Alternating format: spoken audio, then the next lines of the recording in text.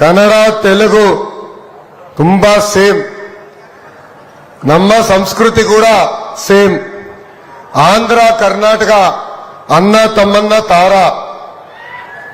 Shri కృష్ణదేవరాయల Sainik school ప్రారంభోత్సవం సందర్భంగా ఈ సమావేశానికి విచ్చేసిన మీ అందరికీ పేరు పేరున నా హృదయపూర్వక నమస్కారాలు.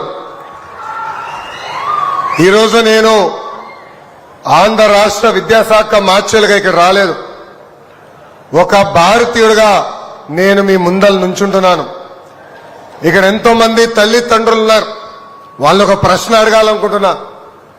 ఇక్కడ ఎంతమంది మీ పిల్లలు డాక్టర్ అవ్వాలనుకుంటున్నారు? ఒకసారి చేతులు పైకెత్తండి.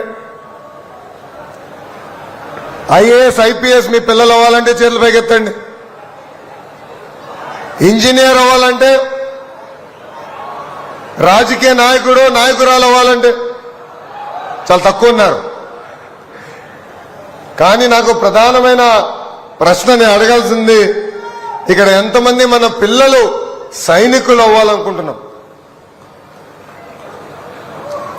ఈరోజు మనందరం ఇక్కడ నుంచి మాట్లాడుకోగలుగుతున్నామంటే, ఇక్కడ నుంచి ఈ సమావేశం ఏర్పాటు చేయగలుగుతున్నాం అంటే దానికి కారణం మన బార్డర్ దగ్గర సైనికులు మన కోసం పోరాడుతున్నారు.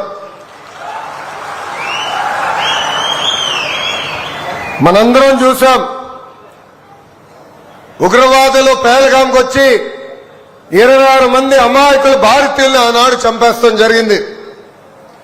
మన ప్రధానమంత్రి నరేంద్ర మోడీ గారు ఆపరేషన్ సింధూర్ అని ప్రకటించి పాకిస్తాన్ కి తగిన గుణపాఠం చెప్తాం జరిగింది. ఆ యుద్ధంలో మన అనేక మంది సైనికులు మనం పోగొట్టుకున్నాం. ఆంధ్ర రాష్ట్రానికి చెందిన మురళీ నాయక్ అనే సైనికుని కూడా మేము పోగొట్టుకుంటాం జరిగింది.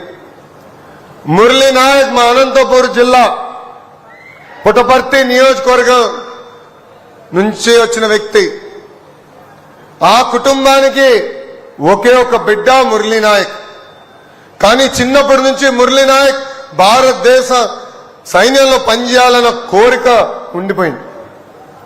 వాళ్ళ తల్లిదండ్రులు, నాయక్ నీకు ఏమైనా అవుతే మా పరిస్థితి ఏంటి, మాకు అండగా ఎవరు నిలబడతారని అడుగుతాం జరిగింది. ఆనాడు మురళీ నాయక్ ఒకటే చెప్పాడు, భారతదేశం కోసం నా ప్రాణం పోతే మొత్తం భారతదేశం నాకు అండగా నిలబడుతుందని. మురళీ నాయక్ మన మధ్యలో లేకపోయి ఉండొచ్చు, కానీ మొత్తం భారతదేశం ఆ కుటుంబానికి అండగా నిలబడటం జరిగింది.